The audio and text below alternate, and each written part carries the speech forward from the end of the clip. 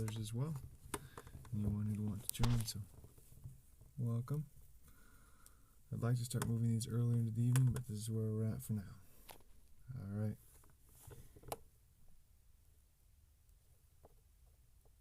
Let me see if I can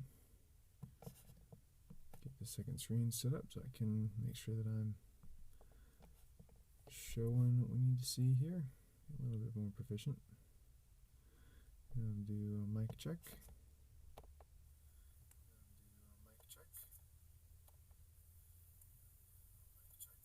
Sounds good. All right. Get this on mute.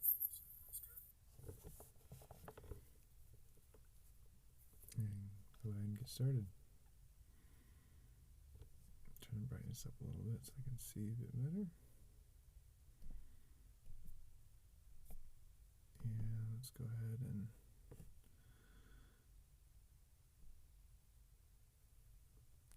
open up our literal word app.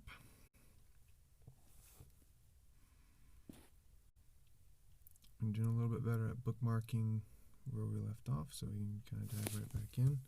I do not have a whole lot of time tonight, sadly, but some. So I'd like to do something before I fall asleep. So last night we left off at Genesis chapter 40. Don't know what that sound was. Joseph's success, I remember that. Yep, alright, Genesis chapter 40. Genesis chapter 40.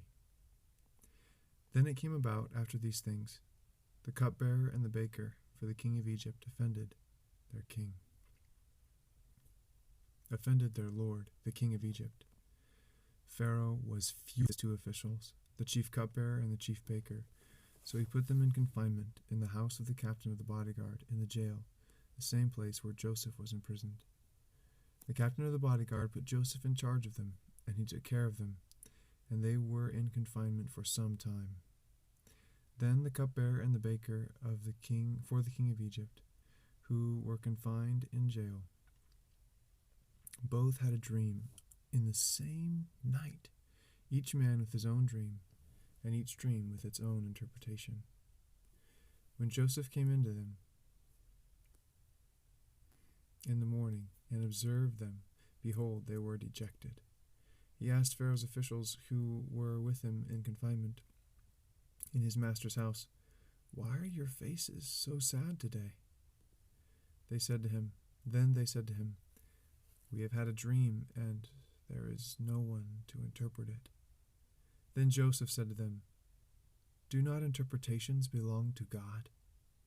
Tell it to me, please." So the chief cupbearer told his dream to Joseph, and said to him, "In my dream, behold, there was a vine in front of me, and on the vine were 3 branches, and as it was budding, its blossoms came out, and its clusters produced ripe grapes. Now Pharaoh's cup was in my hand, so I took the grapes and squeezed them into Pharaoh's cup, and I put the cup into Pharaoh's hand." Then Joseph said to him, "This is the interpretation of it. The 3 branches are 3 days. Within 3 more days, Pharaoh will lift up your head and restore you to your office, and you will put Pharaoh's cup into his hand according to your former custom when you were his cupbearer. Only keep me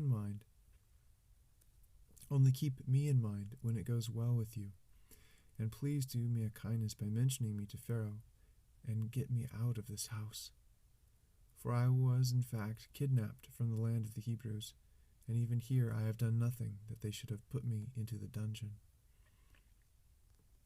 When the chief baker saw that he had interpreted favorably, he said to Joseph, "I also saw in my dream, and behold, there were 3 baskets of white bread on my head, and in the top basket there were some of all sorts of baked foods for Pharaoh, and the birds were eating them out of the baskets on my head." Then Joseph answered and said, "This is the interpretation.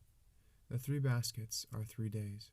Within 3 more days, Pharaoh will lift up your head from you and have you hanged on a tree, and the birds will eat your flesh off you.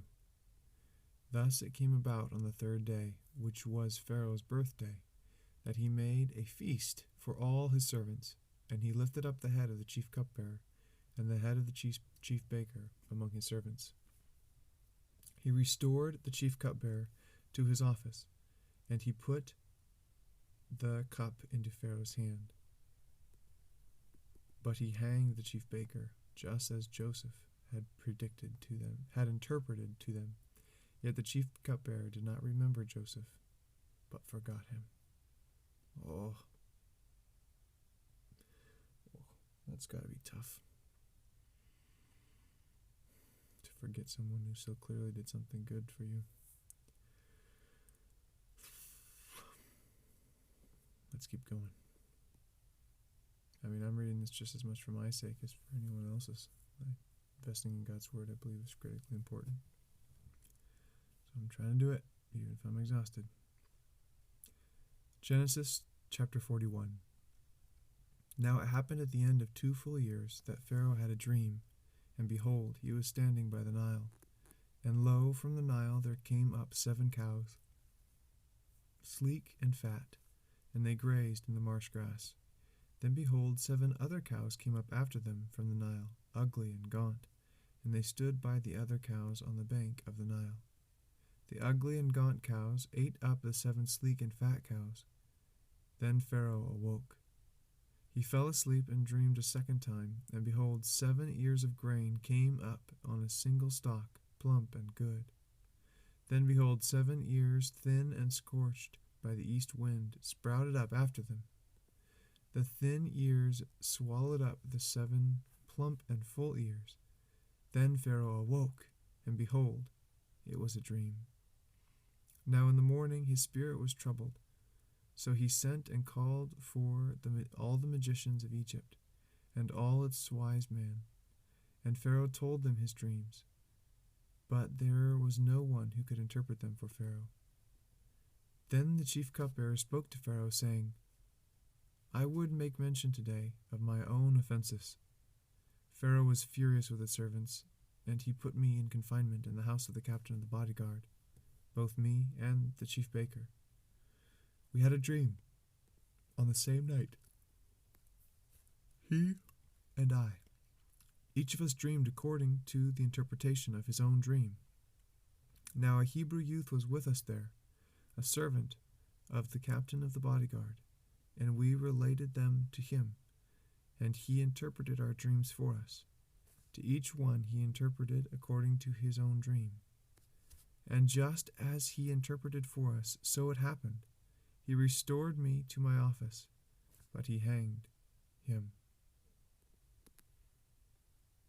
Then Pharaoh sent and called for Joseph, and they hurriedly brought him out of the dungeon. And when he had shaved and changed his clothes, he came to Pharaoh. Pharaoh said to Joseph, I have had a dream, but no one can interpret it. I have heard it said about you that when you hear a dream, you can interpret it. Joseph then answered Pharaoh, saying, It is not in me. God will give Pharaoh a favorable answer. So Pharaoh spoke to Joseph. In my dream, behold, I was standing on the bank of the Nile, and behold, 7 cows, fat and sleek, came up out of the Nile, and they grazed in the marsh grass. Lo, 7 other cows came up after them, poor and very ugly and gaunt, such as I have never seen for ugliness in all the land of Egypt. And the lean and ugly cows ate up the first 7 fat cows. Yet when they had devoured them, it could not be detected that they had devoured them, for they were just as ugly as before. Then I awoke. I saw also in my dream, and behold, 7 ears full and good came up on a single stalk, and lo, 7 ears, withered, thin, and scorched by the east wind, sprouted up after them. And the thin ears swallowed the 7 good ears. Then I told it to the magicians, but there was no one who could explain it to me. Now Joseph said to Pharaoh, Pharaoh's dreams are one and the same. God has told Pharaoh about what he is about to do. The 7 good cows are 7 years, and the 7 good ears are 7 years. The dreams are one and the same. The 7 lean and ugly cows that came up after them are 7 years, and the 7 thin ears scorched by the east wind will be 7 years of famine. It is as I have spoken to Pharaoh. God has shown to Pharaoh what he is about to do. Behold, 7 years of great abundance are coming for all the land of Egypt, and after them 7 years of famine will come, and all the abundance will be forgotten in the land of Egypt, and the famine will ravage the land. So the abundant will be unknown in the land because of that subsequent famine, for it will be very severe.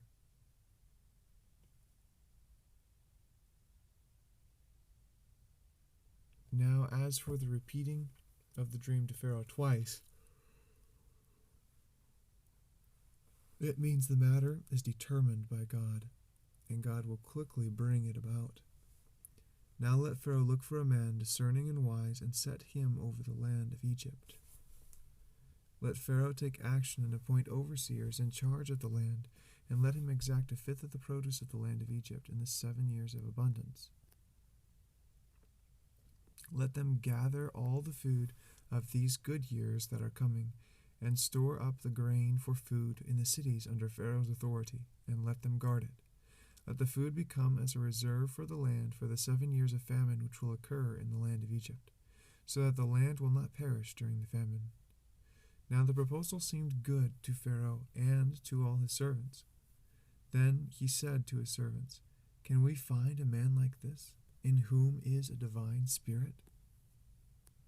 So Pharaoh said to Joseph, "Since God has informed you of all this, there is no one so discerning and wise as you are. You shall be over my house, according to your command, all my people shall do homage only in the throne will I will be greater than you." Pharaoh said to Joseph, "See, I have set you over all the land of Egypt." Then Pharaoh took off his signet ring from his hand and put it on Joseph's hand, and clothed him in garments of fine linen, and put the gold necklace around his neck.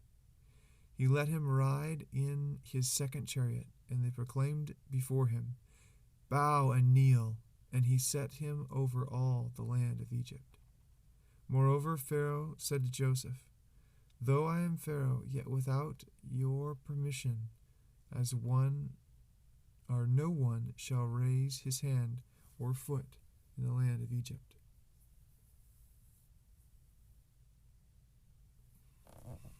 Then Pharaoh named Joseph Zaphenath-Paneah, and he gave him Asenath, the daughter of Potiphar, priest of On, as his wife. And Joseph went forth over the land of Egypt. Now Joseph was 30 years old when he stood before Pharaoh, king of Egypt. And Joseph went out from the presence of Pharaoh, and went through all the land of Egypt. During the 7 years of plenty, the land brought forth abundantly. So he gathered all the food of these 7 years which occurred in the land of Egypt, and placed the food in the cities. He placed in every city the food from its own surrounding fields. Thus Joseph stored up grain in great abundance, like the sand of the sea, until he stopped measuring it, for it was beyond measure. Now before the famine came, 2 sons were born to Joseph, whom Asenath, the daughter of Potiphar, priest of On, bore to him. Moses named the first Manasseh, for he said, "God has made me forget all my trouble, and all my father's household." He named the second Ephraim, for he said, "God has made me fruitful in the land of my affliction." When the 7 years of plenty, which had been in the land of Egypt, the 7 years of plenty, which had been in the land of Egypt, came to an end, and the 7 years of famine began to come, just as Joseph had said. Then there was famine in all the lands of Egypt, in all the lands. But in the land of Egypt there was bread. So when all the land of Egypt was famished, the people cried out to Pharaoh for bread, and Pharaoh said to the Egyptians, Go to Joseph, whatever he says to you, you shall do.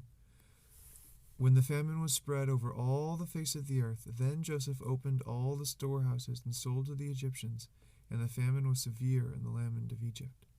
The people of all the earth came to Egypt to buy grain from Joseph, because the famine was severe in all the earth. Wow, what a chapter. I'm pretty tired, but I want to keep pushing. Maybe one or two more. Really focus on reading them well. That last one I was super distracted. Just not focusing on the text nor the geography and location of the book. But let's go for one more. Or as many as we can fit in the time that I have left in my daily commitment.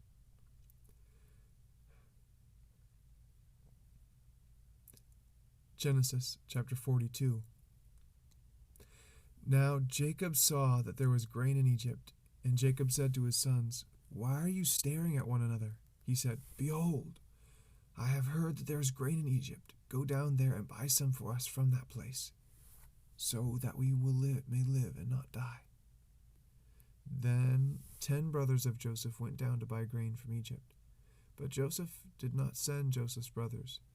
Benjamin was his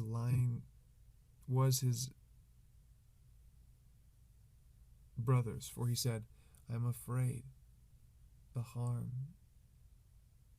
But Jacob did not send Joseph's brother Benjamin with his brothers, for he said, I am afraid that harm may befall him.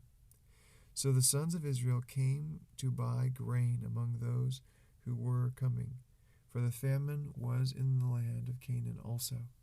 Now Joseph was the ruler over all the land. He was the one who sold all the people of the land. And Joseph's brothers came and bowed down to him with their faces to the ground.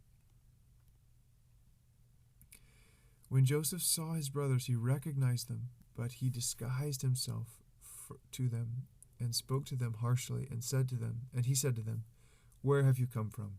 And they said, From the land of Canaan, to buy food. But Joseph had recognized his brothers, although they did not recognize him. Joseph remembered the dreams which he had about them. He said to them, You are spies. You have come to look at the undefiled parts of our land. Then they said to him, No, my lord, but your servants have come to buy food. We are all sons of one man, and we are honest men. Your servants are not spies. Yet he said to them, No, but you have come to look at the undefended parts of our land. But they said, Your servants are 12 brothers in all. The youngest is with our father today, and one is no longer alive. Joseph said to them, It is as I said to you, you are spies. By this you will be tested. By the life of Pharaoh, you shall not go from this place unless your youngest brother comes here.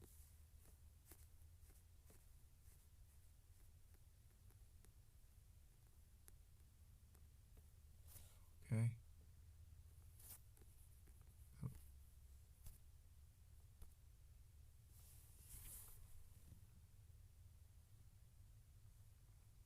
Let me see, did we get that right?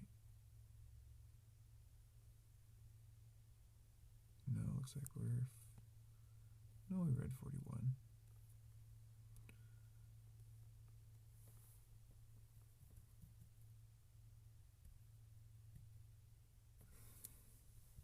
We just read 42.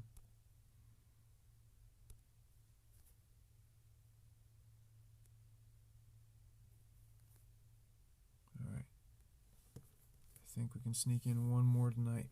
I want to try it.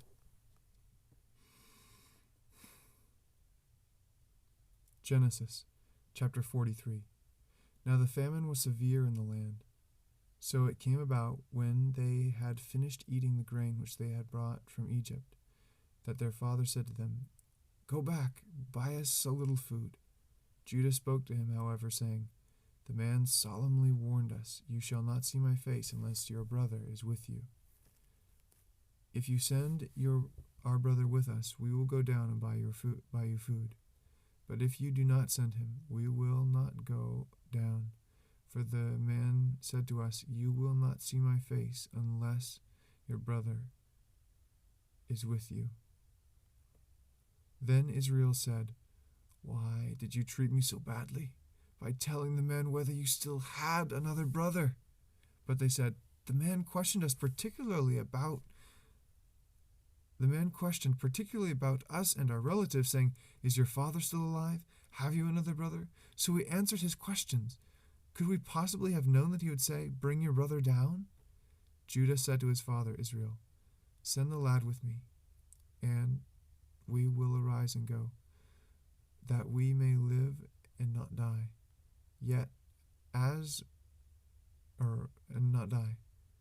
We as well as you and our little ones. I myself will be surely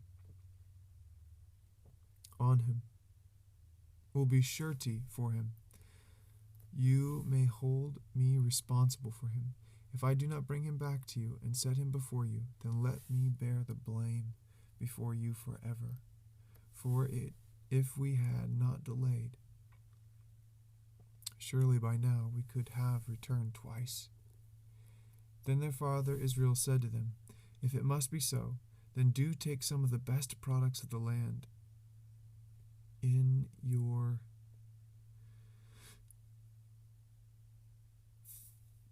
bags and carry down to the man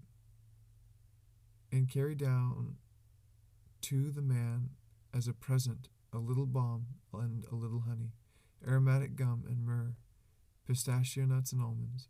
Take double the money in your hand and take back your land. The money that was returned is the money of your snacks.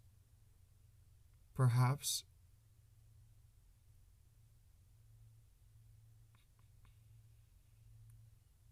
it was a mistake. Take your brother also and arise, return to the man. And may God Almighty grant you compassion in the sight of the man, so that he will release you and will release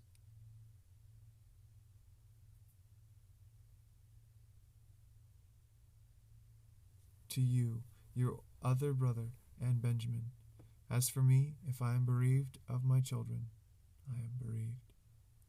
So the men took this present, and they took double the money in their hands and Benjamin, and they arose and went down to Egypt and stood before Joseph. When Joseph saw Benjamin with them, he said to his house steward, Bring the men into the house, and slay an animal and make ready, for the men are to dine with me at noon. So the man did as Joseph said, and brought the men to Jericho's house. Then the men were afraid, because they were brought to Joseph's house, and they said, It is because of the money that was returned in our sacks the first time that we are being brought in, that he may seek to an occasion against us, and fall upon us, and take us for slaves with our donkeys. So they came near to Joseph's house steward, and spoke to him at the entrance of the house, and said, O my lord, we indeed came down the first time to buy food, and it came about when we came to the lodging place, that we opened our sacks, and behold, each man's money was in the mouth of his sack, our money in full. So we have brought it back to our hand. So we have brought down other money in our hand to buy food, and we do not know what to put. No, who put our money in our sacks?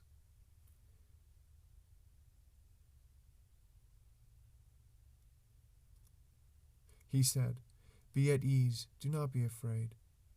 Your God and the God of your father has given you treasure in your sacks. I had your money." Then he brought Simeon out to them, and they and the man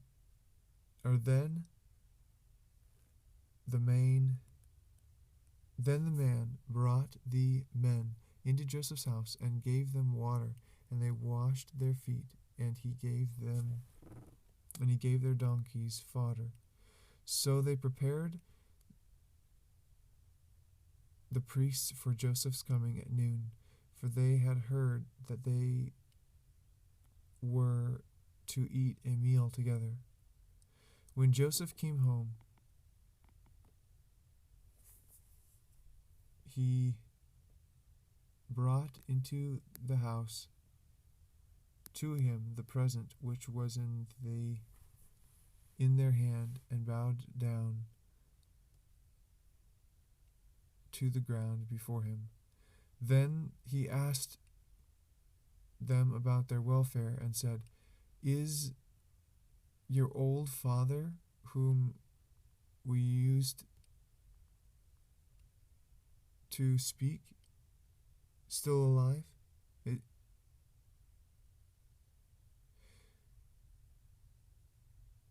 Of whom you spoke, is he still alive? They said, "Your servant our father is well. May God be gracious to you, my son." Joseph hurried out, for he was deeply stirred over his brother, and he sought a place to weep, and he entered his chamber and wept there. Oh! I'm already over time, but I guess we can. Then he washed his face and came out, and he controlled himself and said, "Serve the meal." So they served him by himself, and them by themselves, and the Egyptians who ate with him by themselves, because the Egyptians could not eat bread of the Hebrews, for that is loathsome to the Egyptians. Now there were seated before them the firstborn according to his birthright, and the youngest according to his youth. And the men looked at one another in astonishment. He took portions to them from his own table, but Benjamin's portion was 5 times as much as any of theirs. So they feasted and drank freely with him. Oof, there is a chunk. Start on 44 when we return next time. Let's see. Settings. Font size is fine. Features is fine.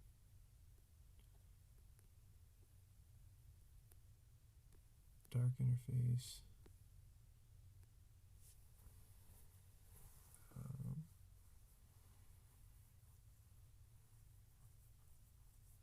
I'm not seeing what I'm looking for. Must be some sort of adapter. That's all I got. I think I'm going to sign off, say goodnight for tonight. I'm going to take a shower and try to get some rest before getting back to work for work. Alright. Adios, friends.